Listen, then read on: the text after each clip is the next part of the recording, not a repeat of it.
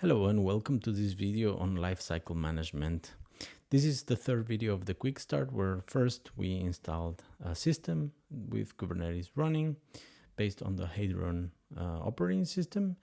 Then we extended the system using Docker files, and now we are going to upgrade our system into this previous image that we already built.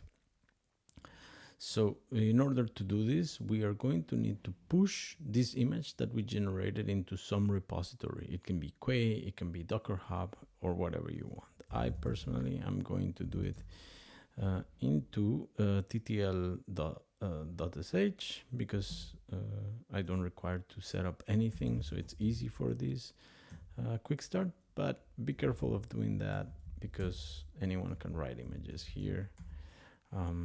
So first of all, I tag my image with this repository, and then I'm going to push it.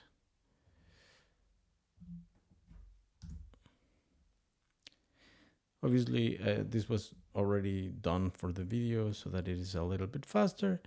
And now we can use that repository to do our upgrade. You can do the upgrade by saying Kairos agent upgrade source, and then we're going to upgrade from an OCI image. We could have also done it with a tar file and different other options, but we're going to do it with an OCI image because it's very easy. And then I just hit upgrade, and what is happening now is that Kairos will make a copy of that, will download the image, we'll copy it into a transition section. Once it is finished, it's going to move the currently active image into the passive. That way, if something goes wrong, we can always fall back into the passive system. And once it has finished doing that, it's going to put the transition image, which is our new image, into the active system.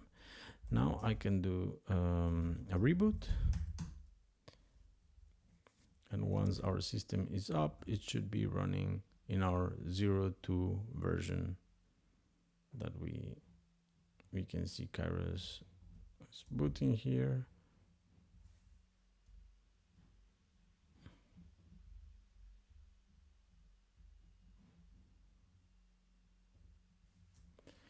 All right. We have system ready to SSH in.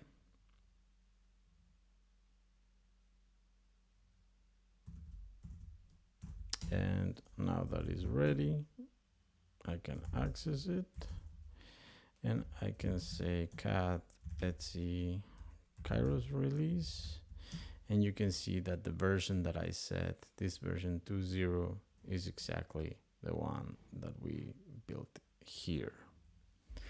Now, to be sure that it is working, we should have bottom in the system when we previously didn't have it, and you can see what it is running at the moment.